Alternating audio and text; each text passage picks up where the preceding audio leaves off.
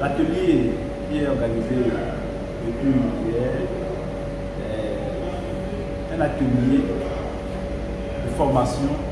et de renforcement de capacité des cibles secondaires, notamment des enseignants secondaires et des producteurs de contenu média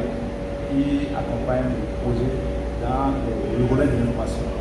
L'intérêt de ce renforcement de capacité consiste à affiner les connaissances des participants sur les diverses thématiques du projet Souhaite Bénin. Et à partir de ce travail, les participants auront à présenter une feuille de route au 2024 pour aider le projet à pérenniser les actions, les bonnes pratiques qui peuvent être recommandées pour les années à venir d'ici 2030. La dite formation nous a permis de revisiter en soit peu tous les objectifs du projet, les activités déjà menées par le projet jusqu'à aujourd'hui, ce qui a été fait sur le terrain à l'endroit de nos différentes cibles, à savoir les adolescentes jeunes filles, les bénéficiaires donc, du projet Souhaite. Nous avons parcouru également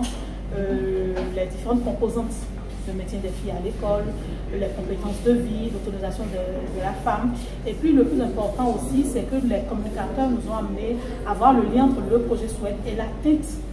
du dividende démographique, la capture du dividende démographique, qui est ce ratio économique qui permet à un pays de se développer. Et nous avons compris au travers de ces 2 jours qu'il fallait nécessairement que chaque citoyen béninois, femme, fille, homme, garçon, futur mari, comme on le dit dans le projet, puisse jouer convenablement sa partition pour que le pays puisse aller au développement. Parce que le développement aujourd'hui ne saurait se faire sans la jeunesse. Parce que le Bénin est un pays essentiellement très jeune et il faut travailler à ce que cette jeunesse soit plus autonome, soit plus aguerrie, ait les compétences nécessaires d'apporter d'abord un plus pour lui-même, pour son propre bien-être. Parce qu'il faut retenir que ces 4 piliers essentiels du projet Souhaite. Il y a le volet santé bien-être, gouvernance, il y a emploi et entrepreneuriat, et puis il y a l'autre volet qui s'occupe des réseaux territoires, c'est-à-dire le milieu, le cadre de vie. Donc on s'est rendu compte que si on travaille chacun à notre niveau, à asseoir les bases nécessaires dans ces 4 piliers-là, c'est que chacun à son niveau peut apporter le plus au développement de notre pays. Qu'est-ce qu'il reste aujourd'hui à faire? Il reste aujourd'hui à ce que les jeunes comprennent que quel que soit leur métier, surtout aujourd'hui que dans notre pays on parle de formation professionnelle et technique, chacun dans son domaine d'activité puisse se dire, si je suis tailleur ou couturière ou coiffeuse, c'est que mon activité doit me permettre de me nourrir,